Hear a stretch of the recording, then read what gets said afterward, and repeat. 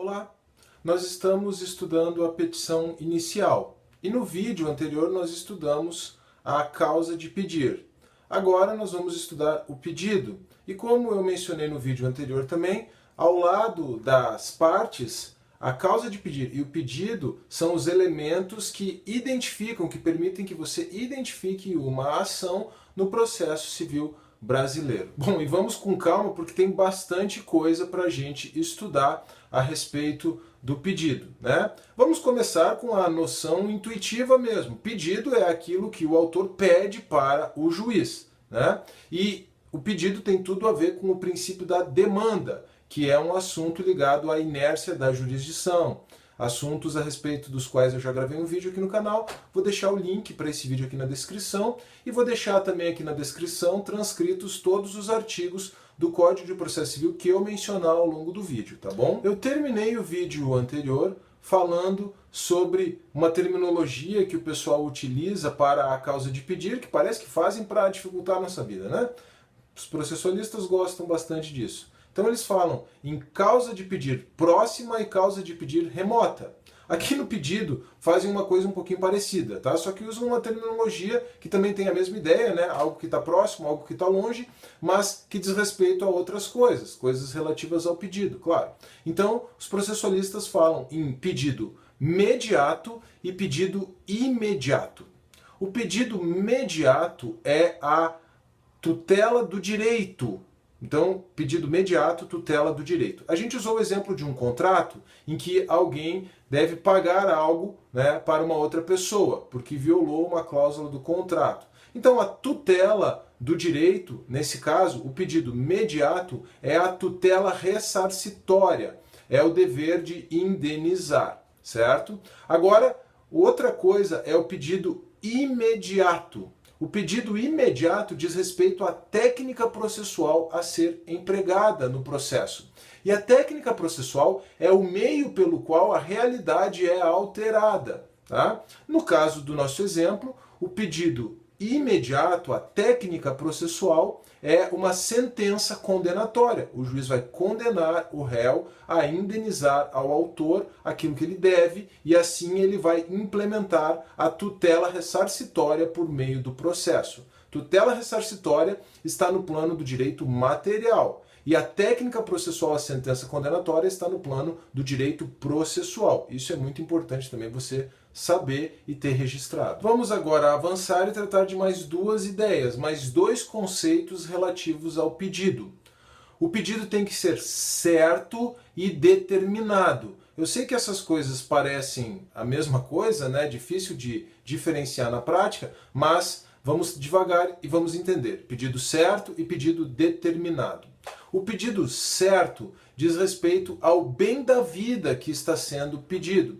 O pedido certo diz respeito ao pedido mediato, à tutela do direito. Então vejam, no nosso caso aqui, o pedido certo seria o pedido de que o autor faz para que o juiz condene o réu a indenizar. Pedido certo.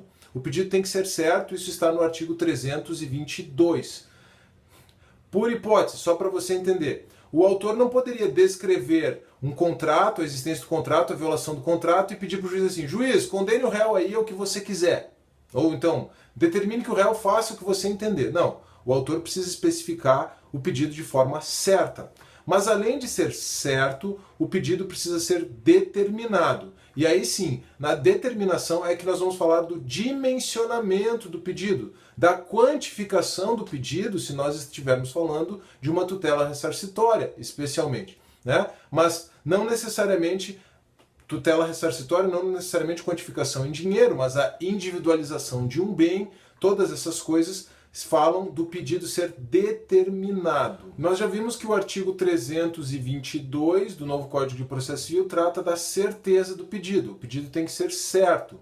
A determinação do pedido, a necessidade de que o pedido seja determinado, você vai encontrar no artigo 324 do novo Código de Processo Civil. E também no artigo 324 você encontra a exceção à regra da determinação do pedido. Quer dizer, as situações nas quais o pedido pode ser genérico. Isso está nos incisos do parágrafo 1º do artigo 324. E nós temos ainda uma outra exceção à certeza do pedido, que diz respeito aos pedidos implícitos.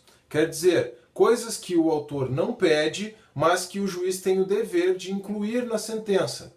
Então, isso você vai encontrar no parágrafo 1º do artigo 322 e também no artigo 323 do novo Código de Processo Civil.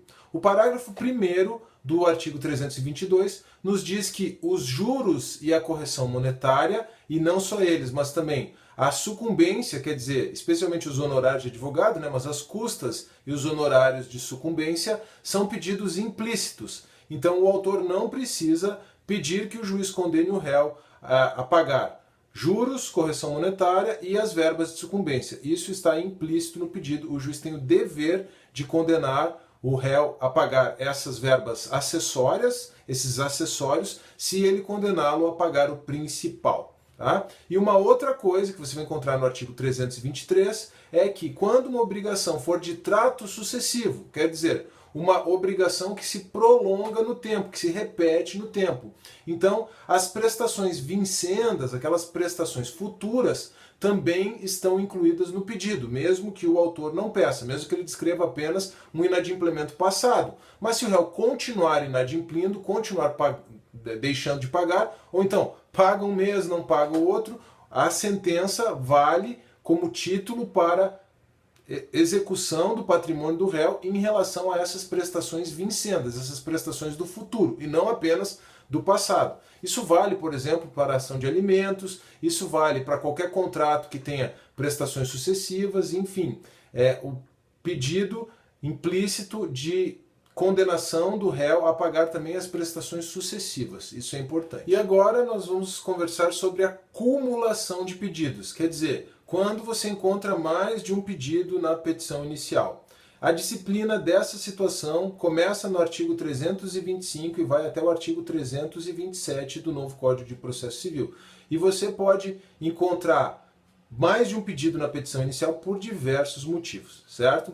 O primeiro é o que se chama de cumulação simples. Quer dizer, o autor simplesmente descreve vários fatos e faz vários pedidos. Ele pode fazer isso, tá? Então, isso aí é a primeira hipótese, é a mais simples, e ele pode inclusive descrever vários fatos em face de vários réus e apresentar mais de um pedido, tá? Eu já falei isso, mencionei isso inclusive no vídeo anterior. Então, acumulação simples. Agora a gente tem a acumulação alternativa, tá?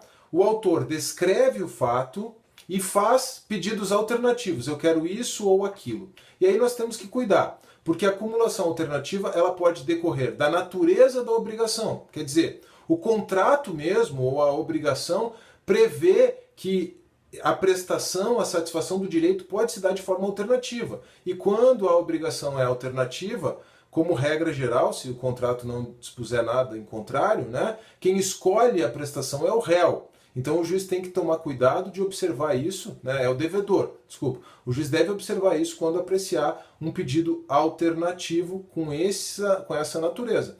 Ou, dependendo das circunstâncias, o autor simplesmente escolhe uma coisa ou outra. Aí a gente também tem um pedido alternativo, certo? E além da acumulação alternativa, nós temos outras duas formas de cumulação de pedidos. E cuidado que aqui é bem fácil de confundir, certo? Nós temos a acumulação sucessiva, também chamada de pedidos sucessivos. E nós temos a acumulação eventual, também chamada de pedidos subsidiários. Então, qual é a diferença? A acumulação sucessiva depende, ou na acumulação sucessiva, melhor, a análise do próximo pedido depende da procedência do primeiro. Então, apenas se o juiz julgar procedente o primeiro pedido é que ele pode passar a analisar o segundo, porque existe uma relação de dependência entre eles. Isso depende, obviamente, da relação de direito material. Agora, a acumulação eventual ou os pedidos subsidiários são mais simples. Quer dizer, O autor pede uma coisa e se ele não tiver direito a essa primeira coisa, então ele pede subsidiariamente, né, eventualmente, a segunda coisa. Veja que a diferença aqui em relação à acumulação sucessiva é que na acumulação sucessiva uma coisa depende necessariamente da outra. O autor tem que ter o primeiro direito, tem que ter direito ao primeiro pedido para poder que o segundo pedido seja apreciado. Aqui, na acumulação subsidiária, né, na acumulação eventual, no pedido subsidiário, se o autor não tiver direito ao primeiro pedido, então ele pede o segundo, a segunda coisa. Ah, e também tem a alteração do pedido, que também vale para causa de pedir, o que você vai encontrar no artigo 329 do novo Código de Processo Civil. E na verdade é bem simples. Até a citação do réu, o autor pode alterar livremente o pedido ou a causa de pedir ou aditar o pedido, quer dizer, acrescentar coisas. Depois da citação do réu, ele só pode fazer isso, quer dizer, ele só vai poder conseguir alterar o pedido ou a causa de pedir se houver consentimento do réu. Ou seja, aqui eles já estão fazendo uma espécie de negócio jurídico processual. Bom, aqui na descrição você vai encontrar o link para um resuminho desse conteúdo que envolve a petição inicial, pedido e causa de pedir, que pode ajudar você, auxiliar você no seu estudo. Não se esqueça, por favor, de deixar o seu like, de compartilhar o vídeo, de se inscrever no canal, de deixar um comentário, uma pergunta ou uma sugestão. E até a próxima!